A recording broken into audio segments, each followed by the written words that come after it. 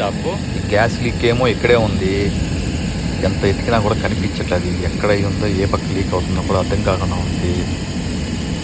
Night time ఇది కూలెక్స్ package air conditioner, compressor, వెపరేటరు, బ్లోయరు మొత్తం ఇక్కడే ఉంటుంది సెటప్. దీంట్లో కూలింగ్ కిందకి వెళ్తుంది, మళ్ళీ సెక్షన్లో నుంచి ఇదంతా లోపల ఉన్న హీట్ అంతా వచ్చేస్తుంది.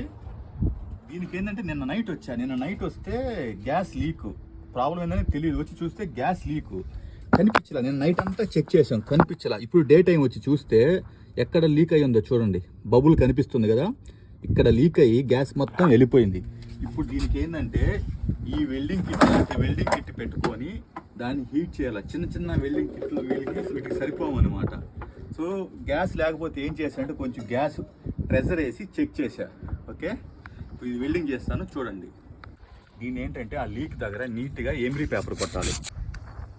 ఇలా బాగా హీట్ చేసుకున్న తర్వాత ఇట్లా లైట్గా వెల్డింగ్ రాడ్ కొంచెం పెట్టి అలా చేసామంటే నీట్గా మొత్తం కవర్ అయిపోద్ది లీక్ అంతా.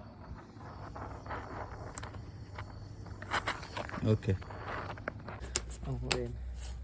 सलाम बाबा, वेल्डिंग कुल्लू कलस बाबा, अलिन चेक मरतानी कुल्लू बाबा, माफी शे बाबा, गदीन सभी मिन्नी बाबा, अलिन अदा जदी मिन्नी बाबा, జైన్ బాబా లింక్ కుల్లు. ఇది సెక్షన్ పైప్. ఈ సెక్షన్ పైప్కి ఒక క్లాంప్ ఉంది, కొంచెం ఇట్లా షేక్ లేకుండా.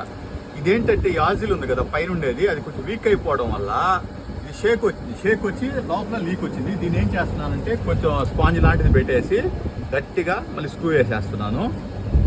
అలా ఎక్కువ లీక్ అవడానికి కారణం ఏంటంటే షేక్ ఉంటేనే, కంప్రెసర్ కానీ ఏదైనా పైపులు అవి షేక్ ఉంటేనే ఆ విధంగా లీక్ అవుతాయి, లేకపోతే కావు.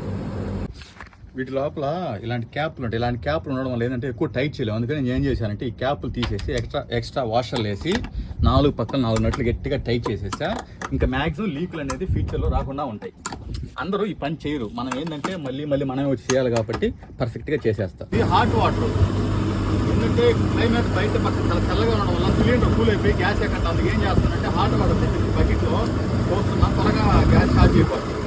గ్యాస్ ఛార్జ్ చేసేటప్పుడు ఏం చేయాలంటే ఈ డోర్ ఉంది కదా, డోర్ పెట్టి కొంచెం గ్యాస్ ఛార్జ్ చేస్తే మనకి హై ప్రెషర్ అనేది అలాంటి ఏం కాకుండా బాగుంటుంది అనమాట. 65 దాటి ఇంకెక్కట్లేదు, అందుకని ఏం చేస్తున్నానంటే హాట్ వాటర్ పోసి గ్యాస్ ఛార్జ్ చేస్తున్నాను.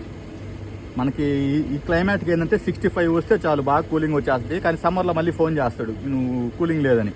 అప్పుడు 65 ఉంటే సరిపోదు, అప్పుడు 75, 80 కావాలా. 75 వరకు గ్యాస్ వేసాము, లీక్ చేసాము, నీట్గా రిటర్న్ కూలింగ్ వచ్చేసింది, అయిపోయింది.